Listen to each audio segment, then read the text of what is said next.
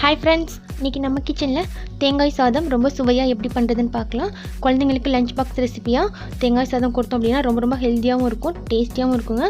ரொம்ப குயிக்காகவும் செஞ்சு முடிச்சிடலாம். இது வரைக்கும் தமிழ் ஃபன் சேனலை சப்ஸ்கிரைப் பண்ணாத நண்பர்கள் சப்ஸ்கிரைப் பண்ணிக்கோங்க. அப்படியே பக்கத்தில் இருக்க பெல் ஐக்கானை கிளிக் பண்ணிடுங்க. ஸ்டவ் ஆன் பண்ணிவிட்டு வானல் வச்சுக்கலாங்க. அதில் 1 டேபிள் ஸ்பூன் நெய் சேர்த்துக்கலாம். கூடவே 2 டேபிள் ஸ்பூன் ஆயில் சேர்த்துக்கலாம்.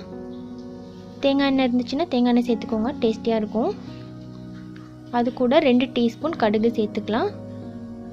1 டேபிள் ஸ்பூன் உளுந்தம்பருப்பு சேர்த்துக்கலாம். 1 டேபிள் ஸ்பூன் கடலைப்பருப்பு சேர்த்துக்கலாம்.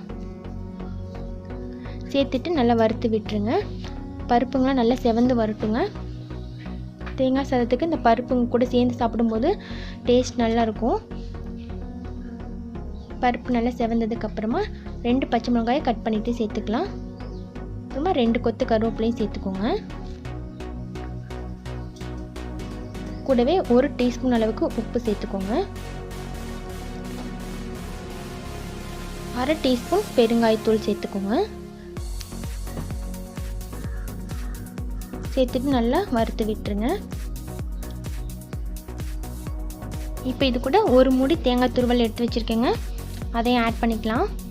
நம்ம 1 மூடி தேங்காய் துருவல் சேர்த்தோம் அப்படின்னா 2 பேர் சாப்பிட்ற அளவுக்கு சாதம் கிளறலாங்க. நான் சாதம் உப்பு போட்டு வடித்து வச்சுருக்கேன், அதனால் இதில் உப்பு கம்மியாக தான் சேர்த்துருக்கேன். நீங்கள் சாதத்தில் உப்பு போடலை அப்படின்னா கொஞ்சம் எக்ஸ்ட்ராவாக உப்பு சேர்த்துக்கோங்க.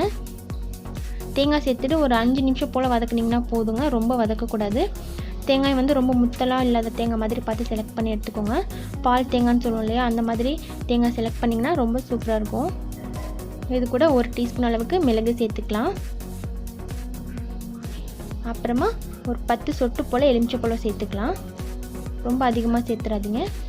பாதி எலுமிச்சம்பழத்துலேயும் பாதி அளவுக்கு சேர்த்திங்கன்னா போதும். நல்லா மிக்ஸ் பண்ணி விட்டுருங்க. இப்போ சாதம் வடித்து ரெடியாக இருக்குங்க. சாதம் ரொம்ப குலைவாக இல்லாமல் வடித்து எடுத்திங்கன்னா கரெக்டாக இருக்கும்.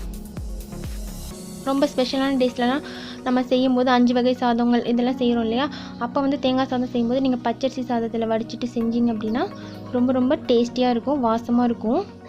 நம்ம நார்மலாக குழந்தைங்களுக்குலாம் லஞ்ச் பாக்ஸுக்கு ப்ரிப்பேர் பண்ணும்போது நம்ம நார்மலான சாதத்திலே ப்ரிப்பேர் பண்ணிக்கலாம். நம்ம சேர்த்துருக்க தேங்காய்க்கு தகுந்த அளவுக்கு நீங்கள் சாதம் சேர்த்திங்க அப்படின்னா தான் டேஸ்டியாக இருக்கும். சாதம் அதிகமாக சேர்த்துறாதீங்க. எல்லாத்தையும் சேர்த்து நல்லா மிக்ஸ் பண்ணிவிட்டு மேலே கொத்தமல்லி இலைகள் தூவிட்டு சர்வ் பண்ணிடலாங்க. ரொம்ப டேஸ்டியான தேங்காய் சாதம் 5 நிமிஷத்தில் ரெடி ஆகிடுச்சு பாருங்கள். இதே மாதிரி நீங்களும் வீட்டில் ட்ரை பண்ணி பாருங்கள்.